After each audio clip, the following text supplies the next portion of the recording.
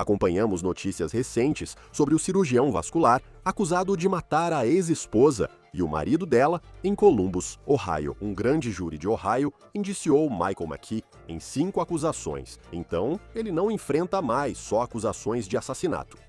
O que as novas acusações nos dizem? As perguntas sem resposta sobre o que aconteceu dentro da casa de Monique e Spencer Tepe em 30 de dezembro. Estamos acompanhando o caso apresentado pela Law and Crime. Eu sou Chris Stewart.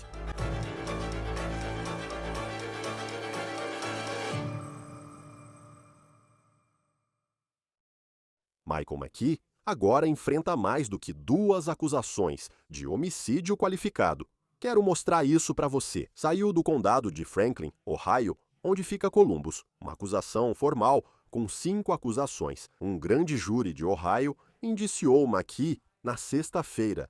E agora ele enfrenta 4 acusações de homicídio qualificado e uma de roubo qualificado. Acabamos de saber, por esta acusação, novas informações sobre o que McKee supostamente tinha consigo na noite em que ele supostamente cometeu esse crime terrível, terrível. Agora, neste momento, McKee está na cadeia do condado de Winnebago, em Illinois. Rockford, Illinois, fica a cerca de 1h30 a oeste de Chicago. Ele era cirurgião vascular em uma unidade médica de Rockford, Illinois, e foi preso perto do trabalho, segundo a polícia de Columbus. McKee aguarda a extradição para Ohio, onde responderá pelas acusações do suposto assassinato de Monique e Spencer Tepe, na manhã de 30 de dezembro. Quero lembrar vocês que recebemos muitas informações nos últimos dias e descobrimos algumas novidades. Quando se trata de quem é Michael McKee e como chegamos a este ponto, como alguém passa de ser um cirurgião vascular. Esse cirurgião trabalha com veias e artérias. É preciso ser muito inteligente e habilidoso para exercer essa função.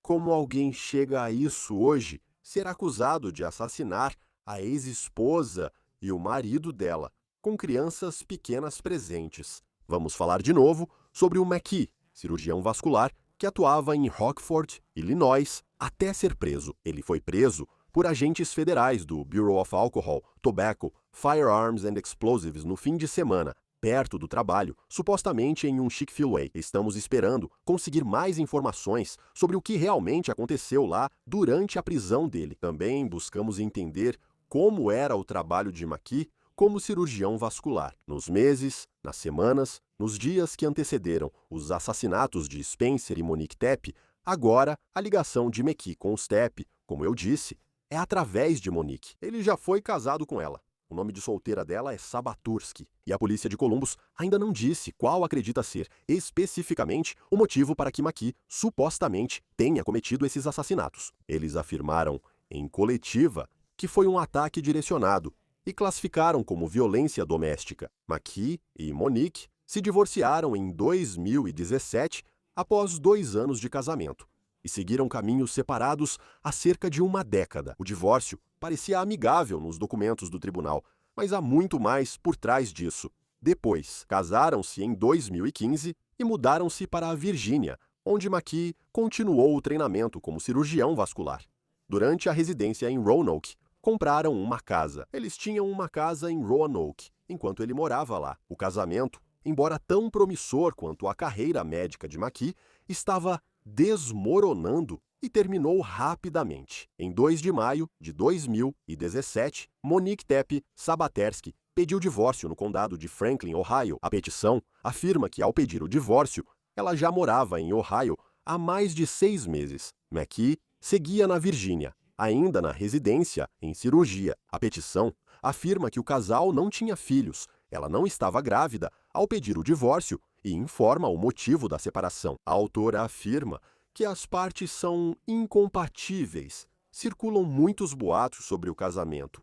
No início da semana, o Law and Crime falou com Rob Misla, cunhado de Spencer Tepe, e ele falou sobre alguns dos abusos verbais que acredita terem feito parte desse casamento que Monique teve com seu ex-marido, McKee. Hoje recebemos informações esclarecedoras sobre o divórcio, que quero comentar, pois ao pesquisar o caso do casal, já percebemos isso no começo. Um registro de junho do ano passado indicava audiência para setembro de 2025. Em 2017, o Estados Unidos da América Today informou que o caso foi reaberto devido a um erro administrativo. Aqui está um contexto sobre essa parte da história. Agora, quando olhamos para a vida de Monique, ela segue em frente. Se casa com esse dentista, Spencer Tepe. Os dois se casam em 2020. Eles têm 2 filhos, que agora têm 1 e 4 anos de idade. McKee, após concluir a residência, deixa a Virgínia em 2020 e faz especialização em Maryland, segundo relatos. Ele vai para Las Vegas, onde as coisas ficam estranhas, pois trabalha para o grupo cirúrgico e teve problemas profissionais. Meses antes dos assassinatos de Spencer e Monique Tepe, um processo de 2024 acusa um assistente médico do consultório cirúrgico, onde McKee trabalhava, de inserir incorretamente um catéter antes de um procedimento em 2023. O catéter quebrou e 86 polegadas ficaram no corpo do paciente. Segundo o processo, McKee foi citado não por realizar o procedimento, mas porque o autor afirma que ele era responsável por treinar o assistente médico na colocação do catéter. Eles afirmam que ele não fez isso. Para McKee, o mais suspeito não é o processo em si, mas como ele reagiu a ele e o que isso pode indicar sobre o que dizia a empresa que tenta notificá-lo. Uma petição alterada afirma que tentaram localizar Michael McKee 9 vezes desde setembro do ano passado, 3 meses antes dos assassinatos, sem sucesso. Foram várias vezes ao endereço dele. Viram a televisão acesa, depois desligada, mas ninguém atendeu. O que tornou isso ainda mais preocupante foi que essa empresa procurou o empregador de Michael McKee, a clínica cirúrgica em Las Vegas, e um médico lá disse que não faz ideia de onde ele está e que ele simplesmente desapareceu.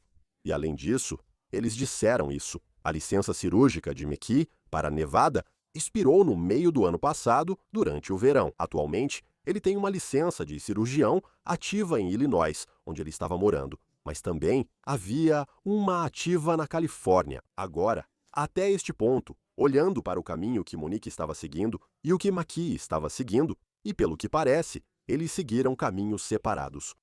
Bem, parecia ser assim, mas então, é claro, tudo muda no dia 30 de dezembro. Spencer, que trabalha comigo, não veio trabalhar hoje e não conseguimos contato com ele ou sua família. Ele não apareceu para trabalhar? Correto? Ok, ele tem problemas de saúde? Não, e ele sempre foi confiável. Não conseguimos entrar em contato com ele, com a esposa dele, com a família dele, com ninguém que mora naquela casa.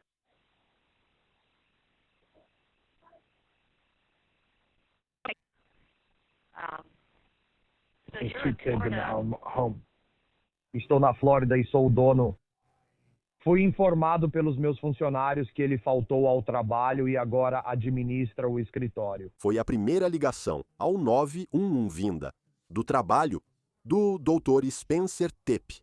Quando ele faltou, o chefe, que estava de férias na Flórida, ligou após ser avisado pelos colegas. O Dr. Tepe, sempre pontual e confiável no trabalho, não apareceu desta vez. A polícia enviou viaturas para a casa dos Tepe para uma verificação de bem-estar, mas o primeiro policial foi ao endereço errado. Mas um amigo aparece na casa dos Tepe, preocupado com o bem-estar deles, e é essa pessoa que entra na casa e diz isso. Eles encontraram Spencer morto em um quarto. A polícia informou que os 2 Tepe foram achados no 2º andar da casa, com vários ferimentos de bala.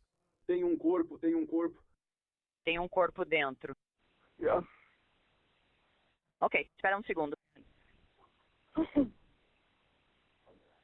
Vou te colocar com o médico, fique na linha. Agora, Michael McKee foi preso em 10 de janeiro, em Rockford, Illinois. A polícia não revelou que tipo de contato teve com Michael McKee na investigação, o que a levou a crer que ele matou Monique e Spencer Tepe. Mas, na coletiva de imprensa, o chefe de polícia estava incrivelmente confiante de que agora eles têm a pessoa certa. Inicialmente, Michael McKee foi acusado apenas de 2 acusações de assassinato. Essas acusações foram então elevadas para 2 acusações de homicídio qualificado, depois, na sexta-feira. E é aqui que chegamos a essa nova informação sobre a qual estamos falando agora. Michael McKee foi indiciado por um grande júri por 4 homicídios qualificados e um roubo qualificado. Aqui está a acusação que temos no Law and Crime. Você pode dar uma olhada aqui e ver as acusações de homicídio qualificado. Existe uma regra para o uso de arma automática, silenciador ou exibição ostensiva de arma de fogo. Na acusação consta: os jurados do grande júri constatam e especificam que Michael McKee portava arma de fogo com abafador ou supressor consigo, perto de si ou sob seu controle ao cometer o delito.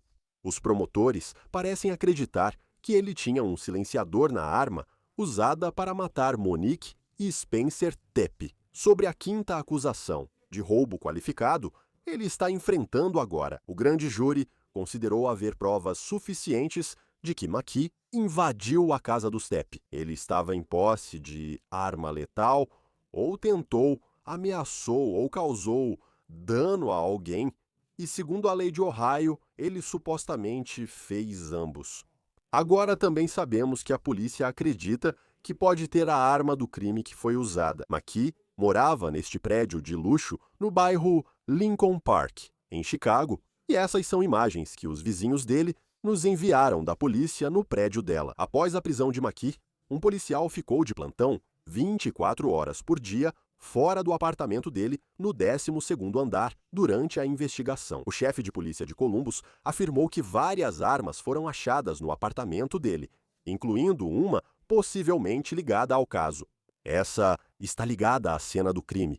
A mídia local havia informado, antes da prisão, que algumas cápsulas de bala foram encontradas na cena do crime. Então, é uma evidência muito importante. Enquanto eles constroem o caso agora, você também deve se lembrar disso. Vídeo mostra a pessoa de interesse andando no beco, atrás da casa dos Tepe, na hora dos assassinatos. Entre 2 e 5 horas da manhã do dia 30 de dezembro, essa pessoa vestida de preto, essa pessoa evitando as câmeras, e eles dizem que acreditam que essa pessoa é Michael McKee. Segundo a polícia, foram as câmeras de vigilância por vídeo solicitadas ao público.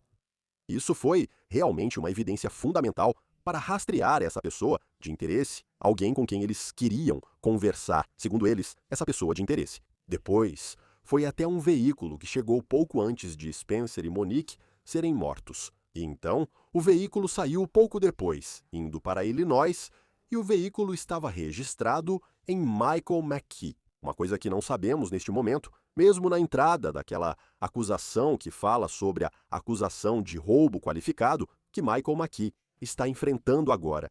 Como ele conseguiu entrar na casa de Spencer e Monique Tepe?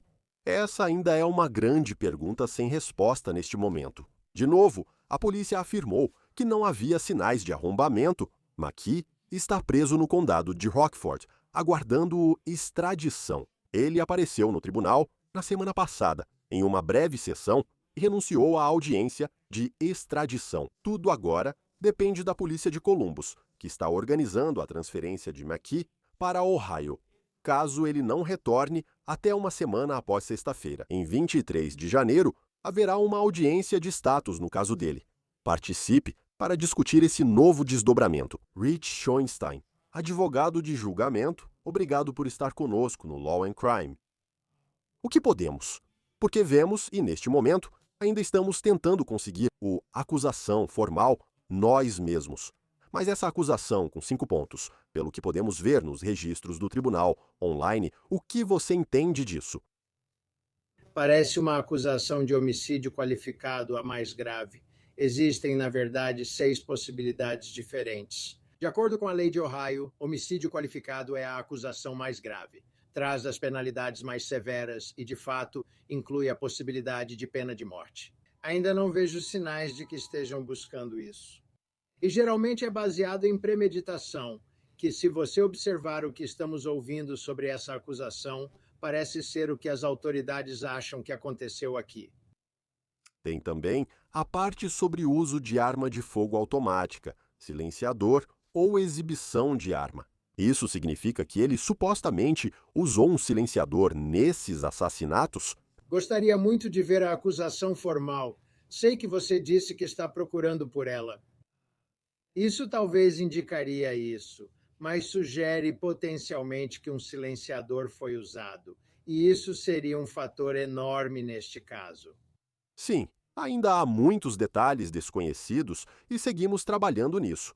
Enquanto gravamos esta entrevista, buscamos obter a acusação formal. Ele foi primeiro acusado de duplo homicídio, depois as acusações mudaram para homicídio qualificado. Ele é acusado de matar Spencer e Monique Tepe, mas agora responde por 4 homicídios qualificados. Por que isso ocorreria? Não tenho certeza. A menos que seja sob teorias diferentes, você esperaria uma acusação por vítima. São 2 vítimas, então eram 2 acusações. Da primeira vez, mas se uma for por arma de fogo e outra por outra teoria, pode haver várias acusações para a mesma vítima. Já vi isso assim algumas vezes. Ele foi indiciado por um grande júri no condado de Franklin, Ohio, onde está Columbus. Eu sei que existe aquela frase clichê que as pessoas dizem, tipo, o sanduíche de presunto, que você pode indiciar até um sanduíche de presunto, mas o que os promotores realmente fizeram para chegar a esse ponto em que ele foi indiciado? O que isso significa para o andamento do caso daqui para frente? Bem, quero dizer, não é totalmente fácil conseguir uma acusação formal, sabe? O motivo pelo qual eles falam dessa forma é porque você só ouve a acusação diante do grande júri. Você não ouve nem tem defesa, as testemunhas não são interrogadas, então é fácil. Conseguir uma acusação formal é bem mais fácil do que provar a culpa de alguém, além de qualquer dúvida razoável em um julgamento. Então, a promotoria teria ido até o grande júri com todas as provas que eles têm, e se eles têm provas disso. Esse indivíduo foi de Illinois a Columbus. Chegou a casa no meio da noite e estava com uma arma ou silenciador e depois foi embora e voltou. E há provas de que 2 pessoas foram mortas a tiros. Isso já deve bastar para uma acusação formal. Se puder mostrar algum registro, melhor. Não sabemos que provas as autoridades têm. Eles podem ter divulgado o histórico de buscas, mensagens de texto, ligações ou outros acontecimentos da vida dessa pessoa. Eles podiam ter incluído essas informações no quadro, mas já há material suficiente para uma acusação formal.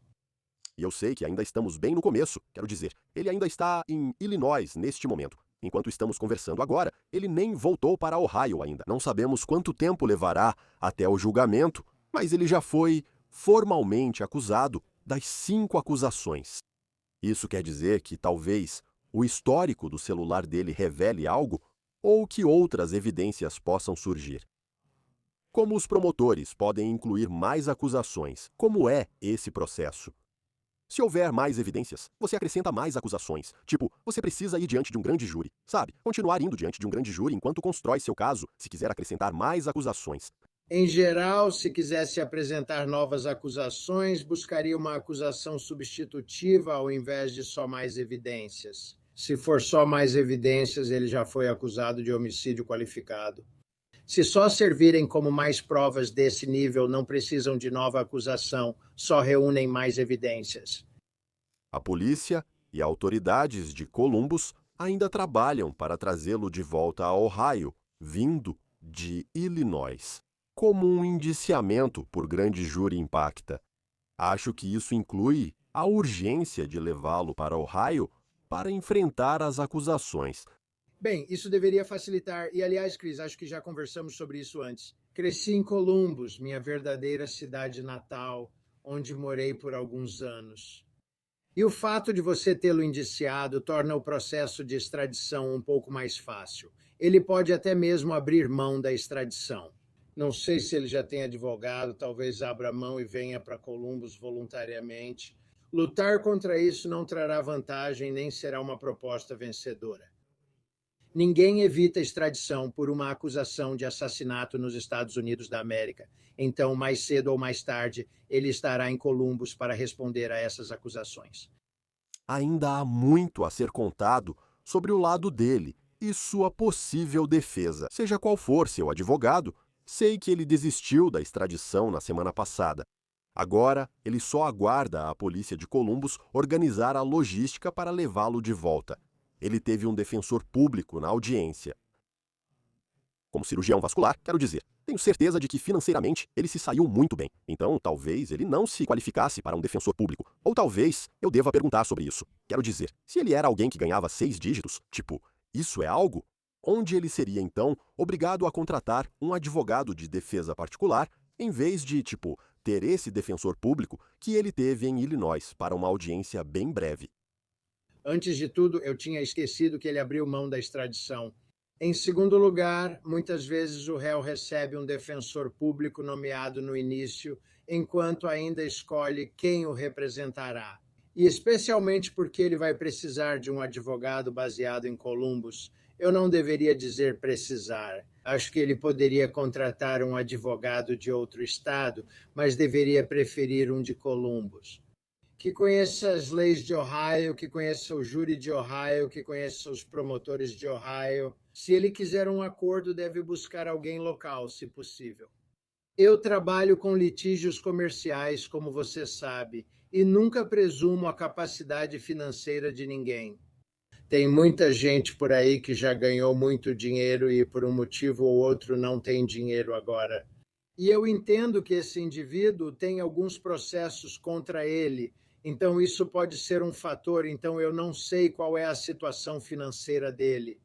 Ele provavelmente deveria ter direito a um defensor público.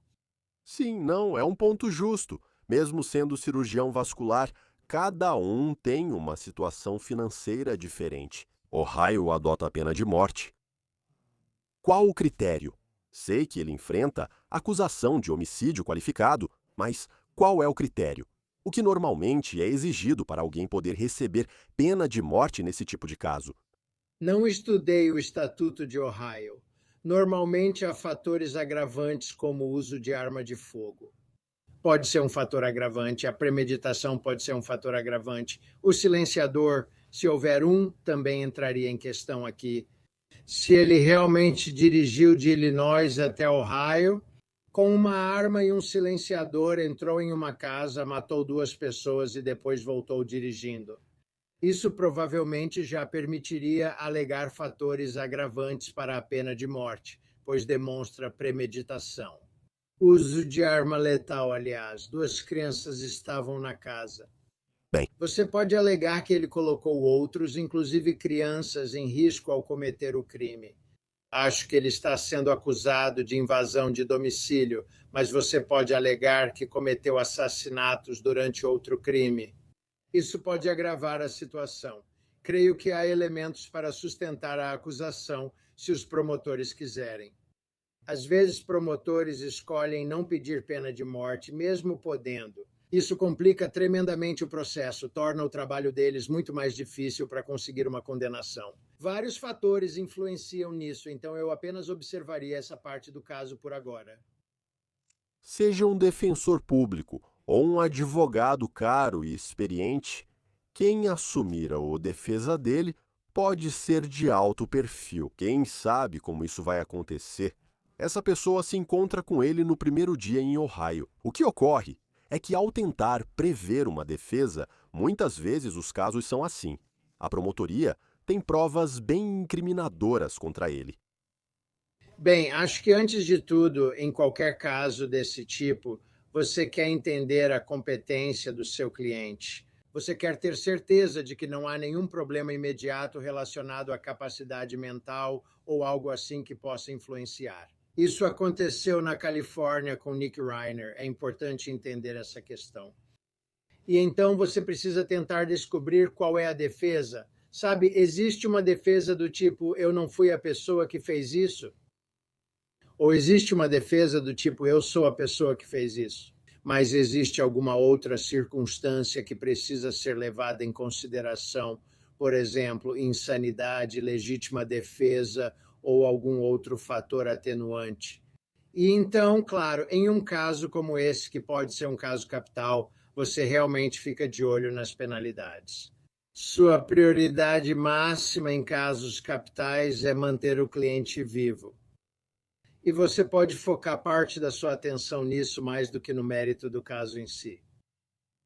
E, novamente, essa é uma pergunta que não podemos responder hoje, mas você vê alguns casos, situações bem diferentes. Mas é como Idaho e Brian Koberger, isso durou anos, até chegarmos ao ponto em que haveria até mesmo um julgamento. Outros casos de assassinato costumam ser resolvidos ou concluídos com condenação ou veredito em até 1 ano e meio.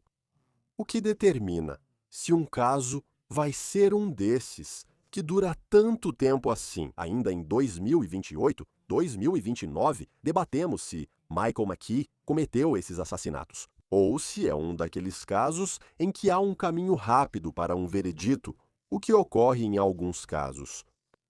Sim, acho que as duas coisas que eu destacaria, entre outras, são complexidade e estratégia.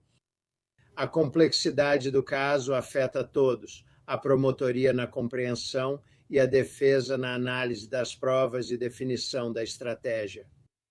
Então, casos em que há várias vítimas, especialmente casos com vítimas diferentes, em momentos diferentes, em locais diferentes, como já vimos algumas vezes, ou que ocorrem por longos períodos ou envolvem muitas testemunhas a serem chamadas. Eles podem ser muito complexos e prolongar um caso estrategicamente. O réu tem direito a um julgamento rápido, mas geralmente não invoca esse direito em um caso como este, porque a defesa também precisa de tempo. A ideia do julgamento rápido é testar a promotoria ao levá-la a julgamento logo, acreditando que isso pode dificultar a apresentação do caso. Mas se isso interfere na sua capacidade de apresentar uma defesa, acaba sendo um tiro no pé. Então, normalmente, você não vê isso em um caso como este. Como é início de 2026, estimo que o julgamento ocorra em 2027. E lembre-se, é claro, que existe toda a possibilidade disso acabar com algum tipo de acordo negociado. Muitos casos acabam em acordo e não sabemos se isso será possível aqui. E vamos ver o que acontece a seguir. Ele ainda está em Illinois no momento em que estamos gravando isso, mas foi indiciado por um grande júri em Ohio, Rich Schonstein, advogado de julgamento e nativo de Ohio. Sempre bom tê-lo no Law and Crime. Obrigado por dedicar seu tempo conosco. Sim, bom te ver e meus sentimentos à família aqui e a toda a comunidade. Realmente difícil. Assassinato brutal. Este foi mais um On the Case da Law and Crime. Inscreva-se no nosso canal no YouTube, Spotify e assista no Peacock. Eu sou Chris Stewart. Nos vemos na próxima vez.